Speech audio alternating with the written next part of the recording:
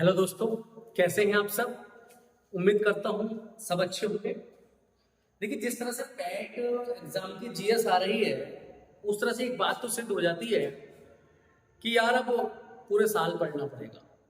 कुछ लोग मौसमी हिसाब लगाए के चलते हैं कि भाई पेपर आया और उसके पेपर से 1-2 महीना तैयारी कर ली। लेकिन इस बार जो उत्तर प्रदेश आयोग ने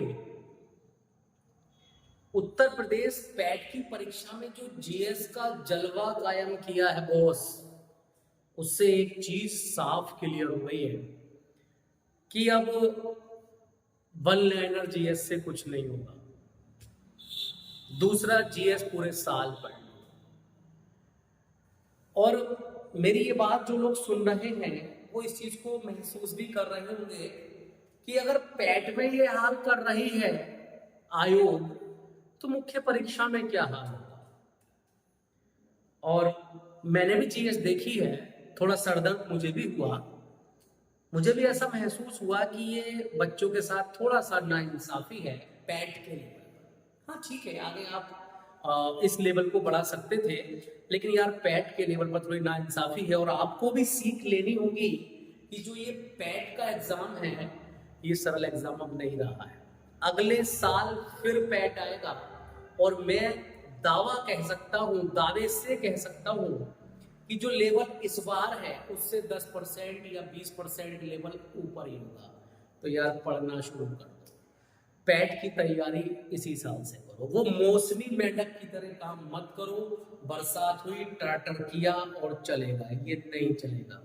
आयोग ने इस बार पेपर देके ये वाली बात सिद्ध कर दी है कि अब ऐसा नहीं चलेगा। खैर, बहुत बातें हो गई हैं, ये बातें मैं आपसे क्लासरूम में भी कर लूंगा।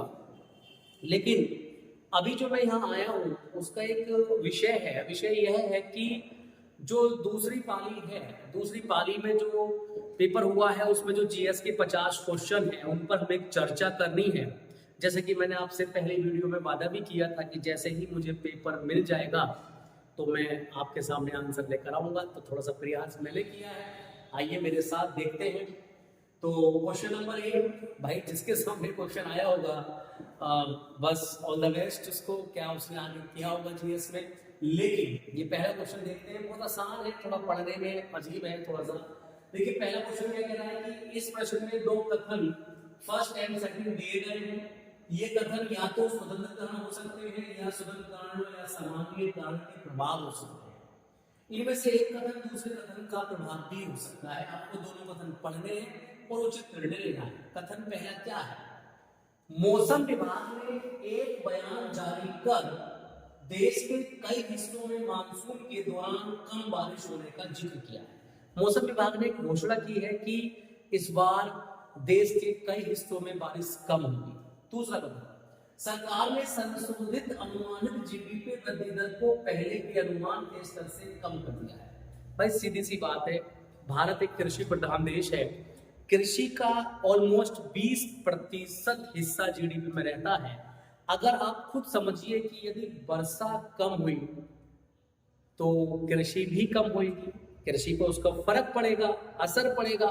और अगर कृषि पर असर पड़ेगा तो नो डाउट जीडीपी पर भी असर पड़ेगा, तो जीडीपी भी डाउन होगी।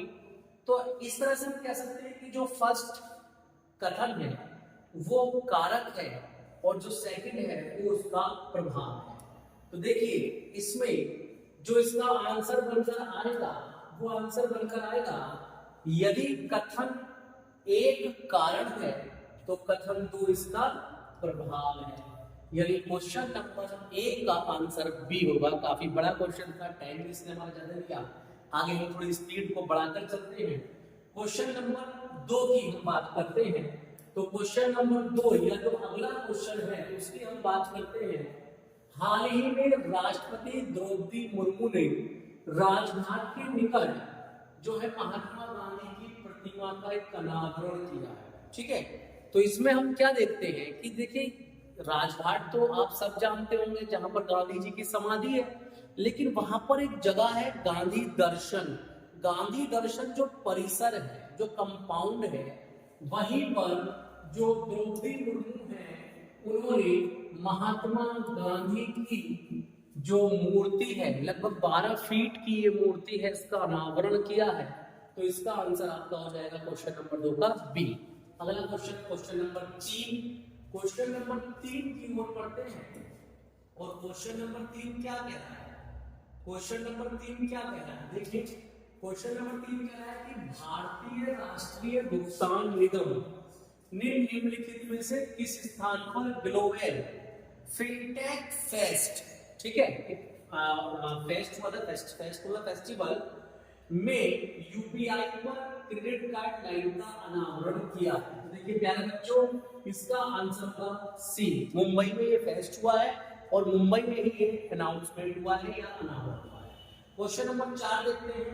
हाल ही में अखिल भारतीय शिक्षा समागम का आयोजन भारत सरकार के किस मंत्रालय द्वारा किया गया है? तो इसका आंसर होगा शिक्षा मंत्रालय। शिक्षा मंत्रालय के द्वारा ये भारतीय शिक्षा समागम का आयोजन किया गया है। बढ़ते हैं अगले क्वेश्चन की ओर। अगला क्वेश्चन है हमारा क्वेश्चन नंबर 5। क्वेश्चन नंबर 5, तो क्वेश्चन नंबर 5 को देखेंगे। निम्नलिखित में से किसने हाल ही में जनता को बाढ़ का पूर्व अनुमान लगाने के लिए एक मोबाइल ऐप लॉन्च किया है? और इस मोबाइल ऐप का नाम है फ्लड वॉच। और ये फ्लड वॉच किसने लॉन्च किया है? पुष्पिंदर वोहरा। पुष्पिंदर वोहरा जो है वो जल आयोग के चेयरमैन है। तो आप आगे समझ सकते हैं इस चीज को। 5 के बाद अगली बार क्वेश्चन पर हम आगे बढ़ते हैं और अगला क्वेश्चन हमारा है क्वेश्चन नंबर 6। क्वेश्चन नंबर 6, हाल ही में सीमा सड़क संगठन, जिसको BRO भी बोलते हैं, उसने पूर्वी लद्दाख में सबसे ऊंची ऐसी सड़क बनाई है जिस पर मोटर वाहन चल सकते हैं। तो ये सड़क जो है ये कहां से गुजर रही है? इसका आंसर होगा उमलिंगला दर्रा। इसका आंसर क्या होगा? उमलिंगला दर्रा। यानी इस क्वेश्चन का आंसर हो जाएगा डी, उमलिंगला दर्रा। आगे बढ़ते हैं और अगला क्वेश्चन पढ़ते हैं हम। अगला क्वेश्चन नंबर हमारा है 7 क्वेश्चन क्या कह रहा है? निम्नलिखित में से किस संगठन ने हाल ही में एक अनुसंधान की कार्यशाला की गई है? तो आप समझिएगा, ये जो है national law university B option होगा इसका, क्वेश्चन नंबर 7 का, इसके द्वारा की गई। इसके बाद हम आगे बढ़ते हैं और आगे देखते हैं। अगला क्वेश्चन है 8 नंबर। 8 क्वेश्चन क्या कह रहा है?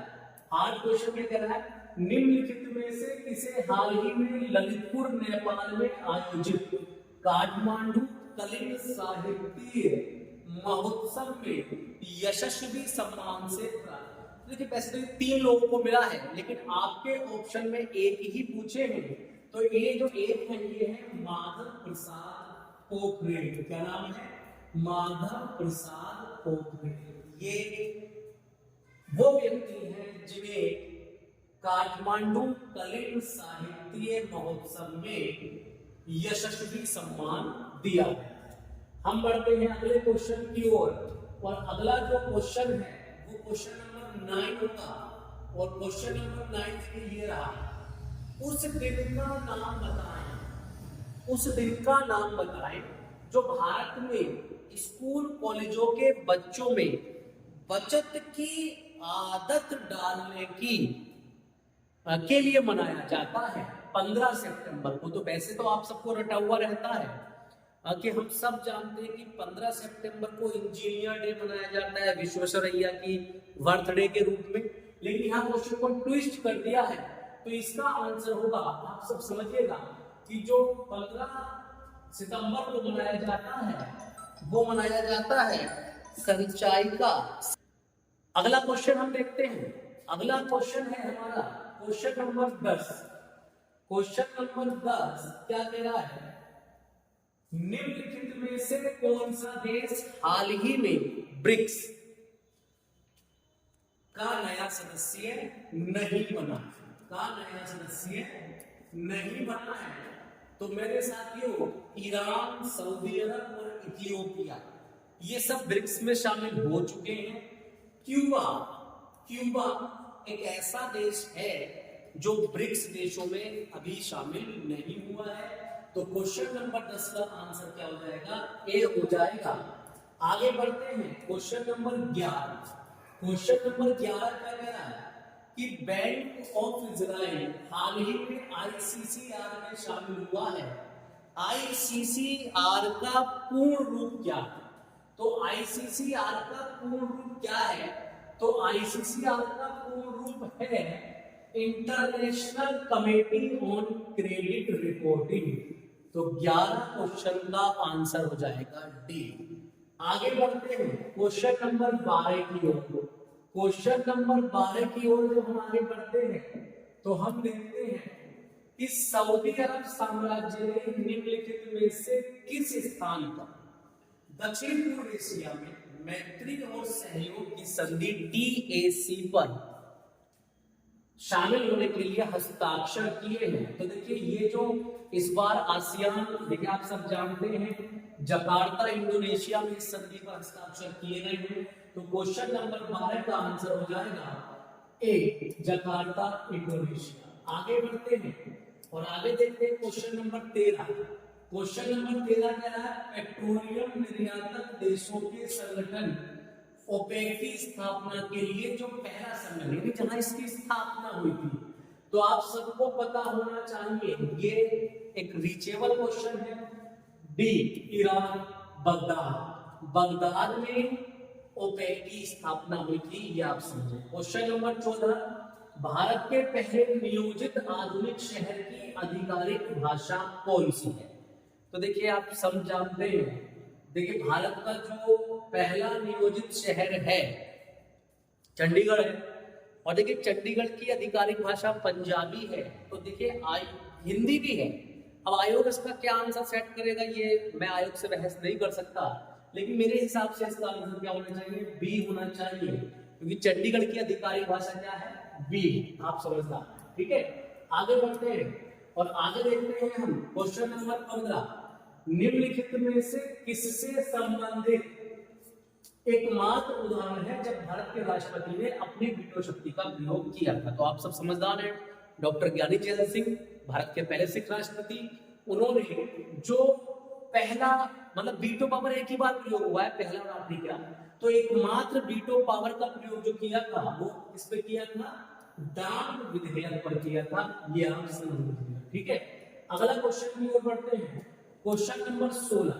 क्वेश्चन नंबर 16, दादा साहेब जाधव एक ऐसे खिलाड़ी थे जिन्होंने पहली बार ओलंपिक पदक जीता था। हेलसिंकी ओलंपिक गेम्स में इन्होंने कांस्य पदक जीता था, और ये जो कांस्य पदक इन्होंने जीता था, ये कांस्य पदक इन्होंने कुश्ती, यानी ये जो थे ये पहलवान थे। कौन थे? ज्यादा था पहलवान थे। तो ए इसका आंसर होगा। आगे बढ़ते हैं और आगे देखते हैं क्वेश्चन नंबर 17। क्वेश्चन नंबर 17, राष्ट्रीय समुद्र विज्ञान। देखिए बहुत सतही क्वेश्चन है, सबको पता रहता है इसका आंसर। तो डोनापोला, गोवा, राष्ट्रीय समुद्र विज्ञान संस्थान एनआईओ का मुख्यालय कहां पर है? गोवा में, ठीक है। क्वेश्चन नंबर 18 देखते हैं। क्वेश्चन नंबर 18, क्वेश्चन नंबर 18 देखते हैं और क्वेश्चन नंबर 18 क्या कह रहा है कि किस भारतीय स्वतंत्रता सेनानी ने हिंट्स फॉर सेल्फ कल्चर, देखिए गदर आंदोलन, कौन? लाला हरदयाल। गदर आंदोलन के जो जनक थे लाला हरदयाल, उन्होंने इस पुस्तक की रचना की थी, ठीक है। क्वेश्चन नंबर 19 देखते हैं। उस जल डमरू मध्य, जल डमरू मध्य का मतलब जल संधि होता है, का नाम बताए जो जावा सागर को हिंद महासागर से जोड़ती है। तो देखिए सुंडा जल संधि, सुंडा जल संधि जो है वो जावा सागर को हिंद महासागर से जोड़ती है। चलते हैं प्यारे बच्चों अगले क्वेश्चन की ओर। अगला क्वेश्चन, क्वेश्चन नंबर 20 क्या कह रहा है कि मनु के अनुसार पुरानी पवित्र नदियां थी सरस्वती और द्वस्वती। तो इनके जो बीच का भूभाग था उसे क्या कहते थे? तो उसके बीच के भूभाग को हम क्या कहते थे? ब्रह्मावर्त, यानी डी। क्वेश्चन नंबर 20 का आंसर क्या हो जाएगा? डी, ब्रह्मावर्त। ठीक है, तो आगे बढ़ते हैं और आगे बढ़ते हैं क्वेश्चन नंबर 21। क्वेश्चन नंबर 21 का कहना है कि गुजरात के छोटा उदयपुर क्षेत्र में पिथौरा चित्रकला का मतलब प्रचलन है।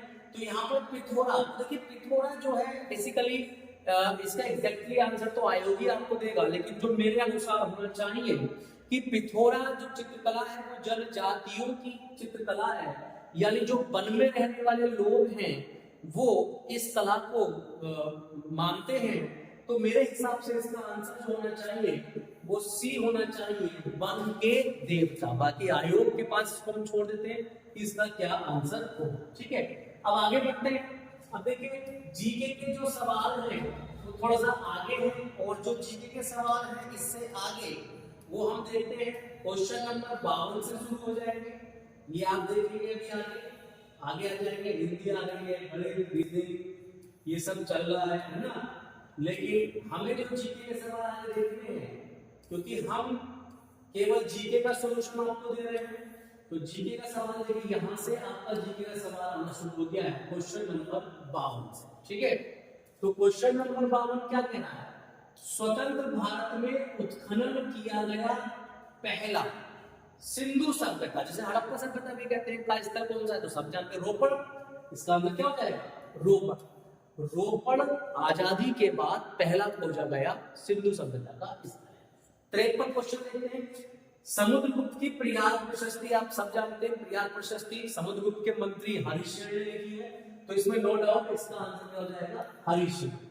53 का हो जाएगा हरिशेन, आसान सवाल था, सतही सवाल था, रीचेबल सवाल था। ठीक है, 54 पर पढ़ते हैं। 54 क्वेश्चन को देखते हैं। यहाँ पर खिज्र खान दिल्ली का शासक था, किस वंश का था? बहुत सामान्य से सवाल है, आप सब जानते हैं कि जो खिज्र खान था वो सैयद वंश का शासक ही नहीं था, संस्थापक भी था, है ना? अब पता होगा आपको, संस्थापक भी है खिज्र खान। ठीक है, अगला कोलकाता स्थित विलियम कॉलेज किसने बनवाया? Richard Wellesley. किसने बनवाया? रिचर्ड वेलेजली ने। ये आप सब जानते हैं, विलियम कॉलेज जो आईएएस लोग होते थे उनको ट्रेनिंग देने के लिए इसने ये लाया था। ठीक है, आगे बढ़ते हैं, थोड़ा सा समय का ध्यान रखना है, तो आगे बढ़ते हैं और आगे देखते हैं 56 नंबर। देखिए 56 नंबर, भारतीय राष्ट्रीय आंदोलन की निम्नलिखित घटनाओं को उनसे टैली कराना है, मिलाना है। तो हम देख लेते हैं, हम एक बार देख लेते हैं कि बारडोली किसान आंदोलन ये जो हुआ है ये 1928 में हुआ है। बारडोली कब हुआ है? 1928। अहमदाबाद मिल मजदूर आंदोलन ये हुआ है 1980। भाई मुझे दो सीधे याद है ना। उसके बाद थोड़ा सा आइडिया लगा लेता हूँ, और आइडिया लगाने में क्या कर सकते हैं हम? अगर ए का डी है यानी फर्स्ट का डी, इसके आगे डी कर दो, और चौथे का है बी, चौथे का बी कर दो। तो थोड़ा सा इसी से अगर मैं टैली करना चाहूँ तो अगर मैं देखूं चौथे का बी, तो चौथे का बी जो है आपका आएगा, चौथे का बी क्या आया? चौथे का बी यहाँ पर आ रहा है हमारा, चौथे का बी। तो इस हिसाब से इस क्वेश्चन का आंसर क्या बन रहा है? आसानी से निकल गया अगर एक मिनट याद होता है। इस तरह के सवाल टफ भी होते हैं और आसान भी होते हैं। अगर एक भी घटना मिल गई तो सारा सवाल आसान हो जाता है। मुझे एक याद आ गया तो चौथे के बी से सारा सवाल सोल्व हो। ठीक है, चलिए आगे बढ़ते हैं 57 नंबर क्वेश्चन 57 देखते हैं कि महावीर और उनके जैन धर्म की बात चले। किसकी बात चले? जैन धर्म। अब आप सबको पता होना चाहिए कि जो जैन धर्म की शिक्षाएं हैं, जैन धर्म का जो ग्रंथ है वो अंतिम रूप से कहाँ संकलित हुआ था? तो वल्लभी गुजरात में हुआ था। तो सीधा सीधा इसका आंसर आप क्या मार देंगे? ए। 57 का क्या आंसर लगा देंगे? ए, वल्लभी गुजरात। इसके बाद आगे बढ़ते हैं और आगे बढ़ने के बाद अब हम देखते हैं क्वेश्चन नंबर 58 देखते हैं। क्वेश्चन नंबर 58, भारत सरकार 1935 भारत सरकार के लिए काफी बड़ा अधिनियम था।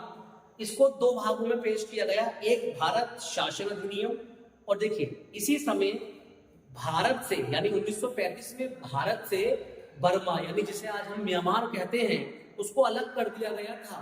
तो इसका जो दूसरा भाग है वो बर्मा अधिनियम के नाम से जाना जाता है।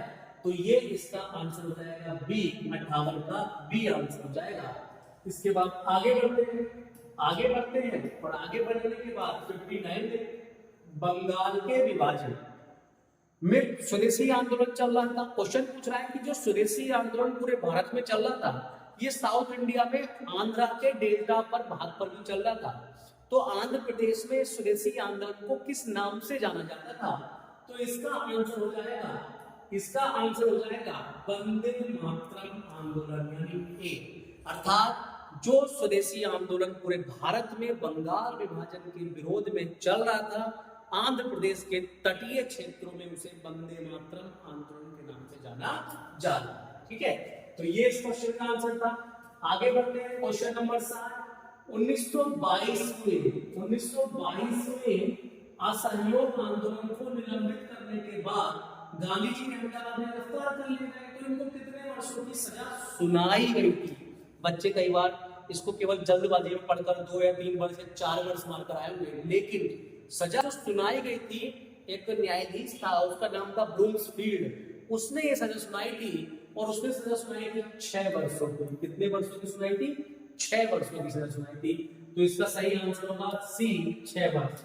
आगे बढ़ते हैं और देखिए 60 में देख लिया, 61 देखते हैं। 61 तो 61 क्या कह रहा है? 61 क्या कह रहा है? 61 कह रहा है कि जो आपकी मिट्टी की कड़ होती है और जो चट्टानों की दरार होती है उनके बीच में जो पानी पाया जाता है उसे क्या कहते हैं? वाटर लेवल या वाटर टेबल? बच्चे कंफ्यूज रहे होंगे, लेकिन प्यारे बच्चों इसको वाटर टेबल कहते हैं। क्या कहते हैं? वाटर टेबल, ए जल तालिका। ध्यान रखेंगे आज के बाद। ठीक है, क्वेश्चन नंबर 62 कह रहा है कि सुभाष चंद्र बोस को किसने इनवाइट किया था जापान में? तो ये सब जानते हैं, रास बिहारी बोस। क्या आंसर है क्वेश्चन नंबर 62 का? डी, रास बिहारी बोस। वह व्यक्ति थे जिन्होंने सुभाष चंद्र बोस को कहां पर? पूर्व एशिया में इनवाइट किया था। ठीक है, आगे बढ़ते हैं और आगे देखते हैं क्वेश्चन नंबर 63, क्वेश्चन नंबर 64।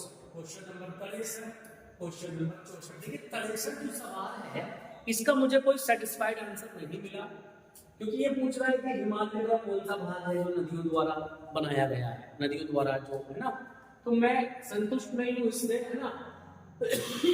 अब जो भी आयोग इसका आंसर मानेगा वो आप देख लीजिएगा। तो मैं थोड़ा सा असहमत हूँ यहाँ पर आपको ये आंसर देने के लिए।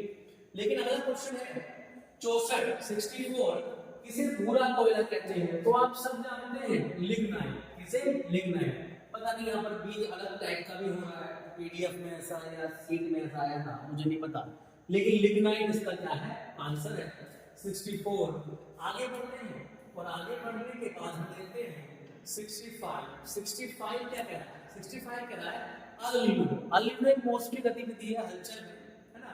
जो हमारे विद्यार्थी हैं वो जान रहे होंगे इसको, लेकिन अल-नीनो क्या है? अल-नीनो का शाब्दिक अर्थ पूछ लिया है, छोटा बच्चा। अल-नीनो का जो मतलब होता है वो होता है छोटा बच्चा, और इस प्रकार से इसका आंसर हो जाएगा ये क्या? बी, बाल मसीहा, चाइल्ड क्राइस्ट, अल-नीनो का नाम। ठीक है, आगे बढ़ते हैं और आगे देखते हैं 66 निम्नलिखित में से किस रेगिस्तान में 250 मीटर ऊंचे बड़े रेत के टीले? भाई कोई नहीं पता पाएगा, कोई नाप नहीं जा रहा है कहां कितने बड़े टीले हैं, 250 फीट के टीले। लेकिन हाँ, इसकी अगली लाइन आप पढ़िए, क्वेश्चन क्या है? और पृथ्वी पर रेतीले रेगिस्तान का सबसे बड़ा समूह, यानी सिंपल भाषा में आपको वह रेगिस्तान बताना है जो या जहां पर सबसे ज्यादा रेत है। और सबसे रेत कहां पर है? सऊदी अरब, रब अल खाली। ठीक है, तो अगर जिसने इसको पकड़ लिया होगा तो आसान कर लिया होगा। सी इसका आंसर है, रब अल खाली रेगिस्तान, जहां पर सबसे ज्यादा रेत पाया जाता है। ठीक है, अगला देखते हैं क्वेश्चन नंबर 67 सॉरी। भारत में एशिया का पहला अब देखिएगा निर्यात प्रसंस्करण संरक्षण क्षेत्र कहाँ स्थापित किया गया है? देखिए गुजरात कांड, ये इसका आंसर, ठीक है बी। गुजरात कांडला में जो है भारत का पहला ईपीजेड स्थापित किया गया है। आगे बढ़ते हैं 67 से आगे, 67 से आगे बढ़ते हैं और 68 किस पंचवर्षीय योजना में, 68 में कह रहा है किस पंचवर्षीय योजना में खाद्यान्न उत्पादन में तेजी लाना। बहुत आसान सवाल है, करना होगा बच्चों को। इसका आंसर हो जाएगा सी, 7वीं योजना, ठीक है। आगे बढ़ते हैं, आगे बढ़ते हैं 69 देखते हैं, ठीक है। 69 क्या कह रहा है देख लेंगे। 69 क्या कह रहा है कि निम्नलिखित में से कौन भारतीय आर्थिक नियोजन के जनक थे? तो ये भी आप समझ रहे हैं, विश्व रहेगा। 69 में क्या हो जाएगा, ए हो जाएगा।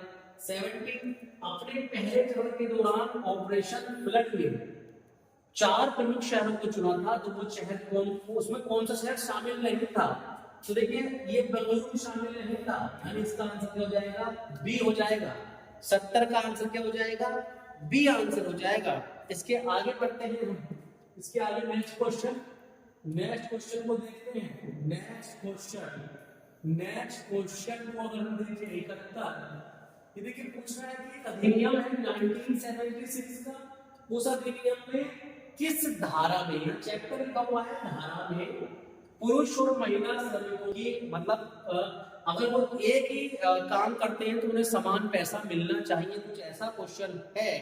तो अध्याय 2 डी आंसर हो जाएगा इसका, इसका डी आंसर, ठीक है। आगे बढ़ते हैं, आगे बढ़ते हैं। जीएसटी में क्रेडिट के निर्वाह विभाग की अनुमति दी जाती है, तो देखिए इसका आंसर हो जाएगा, इसका आंसर हो जाएगा डी, इनपुट क्रेडिट कर। पकड़ में आ गया होगा जिन बच्चों ने दिमाग लगाया होगा, इनपुट क्रेडिट कर इसका आंसर हो जाएगा। 72 का डी आंसर हो जाएगा। आगे बात करते हैं 73 की, 73 की बात करते हैं। निम्नलिखित में से किस मामले पर अकेले केंद्रीय विधानमंडल के कानून बनाने की शक्ति है, जिसे अवश्य शक्तियों के रूप में जाना जाता है, ठीक है। तो निम्नलिखित में से किस मामले पर कानून बनाने की शक्ति है, किस मामले पर अकेले केंद्रीय विधानमंडल में संसद हो गया बनाने की शक्ति है, जिसे अवशिष्ट शक्तियों के रूप में जाना जाता है। तो आप सब जानते हैं, देखिए ये पशुपालन, पशुधन, ये सब क्या कहते हैं राज्य सूची का विषय है। और मतलब साइबर कानून जो है वो किसी भी सूची में शामिल नहीं था, तो इसका हिसाब 70 का क्या हो जाएगा, ए हो जाएगा। 70 का आंसर क्या हो जाएगा, ए हो जाएगा, ठीक है। आगे बढ़ते 74 स्वतंत्र भारत के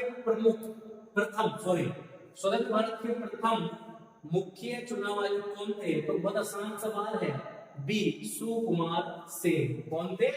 सुकुमार सेन। आगे बढ़ते अगला क्वेश्चन देखते हैं 75 क्या कह रहा है, किसी चालक का प्रतिरोध किस पर निर्भर नहीं करता? तो भाई बहुत आसान सवाल है, कई बार आपको मिल गया प्रैक्टिस सेटों में। इसका आंसर होगा अनुप्रस्थ काट पर निर्भर नहीं करता, ठीक है। अगला देखते हैं 76 को देखते हैं। 76 किस अनुच्छेद में राज्यपाल, बहुत आसान है, 75 और 64 और 65 ये सब मुख्यमंत्री से और सीएजी से संबंधित हैं, तो इसका आंसर हो जाएगा बी अनुच्छेद 176, जिसमें राज्यपाल विधानसभा को संबोधित कर सकता है। सरकार देखिए कौन सा जिला और अधीनस्थ न्यायालय, उच्च न्यायालय आदेशों, निर्णयों और मामले के विवरण का एक व्यापक डेटाबेस है। देखिए डेटा नाम एक ही में आ रहा है यार, इसको आप टिक कर दीजिएगा, राष्ट्रीय न्यायिक डेटा ग्रेड। इसका यही काम है कि जो अधीनस्थ न्यायालय हैं, जो मुंसिफी हैं, जो हाई कोर्ट है, हाई कोर्ट तक के जितने भी न्यायालय हैं उनका डेटाबेस ये रखता है, ठीक है। तो इसके आगे हम बढ़ते हैं, अभी और क्वेश्चन बचे हैं 2-4 है ना, वो फटाफट देख लेते हैं। 78 पूछ रहा है निम्नलिखित में से किस जंतु में अच्छी तरह से विकसित जल संवहनी तंत्र, यानी जो जल संवहनी तंत्र के माध्यम से जीवित रहता है, स्टार फिश, इसका आंसर हो जाएगा डी। क्या आंसर हो जाएगा इसका? डी आंसर हो जाएगा। ठीक है, आगे बढ़ते हैं, आगे बढ़ते हैं क्वेश्चन नंबर 79। भाई हमारे मतलब का नहीं है, ये सब मैथ का सवाल आ गया है। अब हम देखते हैं थोड़ा सा एक दो सवाल, ये देखिए 82, थोड़ा सा पता नहीं किस तरह पेपर सेट किया है, लेकिन आगे देख लेते हैं 82, 83, ये जीके के सवाल है। कच्चे आमों में कौन सा अम्ल पाया जाता है? बिल्कुल टार्ट्रिक अम्ल, ये आप सब जानते हैं, टार्ट्रिक अम्ल पाया जाता है। 82 का ए आंसर हो जाएगा। निम्नलिखित में से किस उपकरण का प्रयोग भूमिगत जल दबाव, देखिए भूमिगत जल प्रेशर जो है पीजोमीटर से, इससे वो जाता है, ये पीजोमीटर से मापा जाता है। ठीक है, एक अलग सवाल और बचा है इसमें, वो भी देख लेते हैं, खत्म करते हैं फिर आज की वीडियो। 84 लास्ट क्वेश्चन है, मानव मस्तिष्क की जो इकाई होती है काम करने की, न्यूरॉन्स होती है, और दो न्यूरॉन्स के बीच का जो गैप होता है उसका आंसर पूछा है। एक्सॉन बोलते हैं उसको, क्या बोलते हैं? अक्ष तंतु उसको बोलते हैं। ठीक है, तो इस तरह से मैं समझता हूं कि हमारे जो जीके के 50 क्वेश्चन थे वो आपने देख लिए होंगे। अब देखिए, मैं फिर से एक बात कहना चाहता हूं कि कल भी 2 पेपर हैं, कल उनका भी हम देखते हैं सॉल्यूशन करके, और उसके बाद में एक वीडियो बनाऊंगा कि उत्तर प्रदेश पीईटी की परीक्षा की जो जीएस है उसका विश्लेषण करूंगा मैं कि वो कैसी रही। लेकिन आज के लिए इतना ही, धन्यवाद।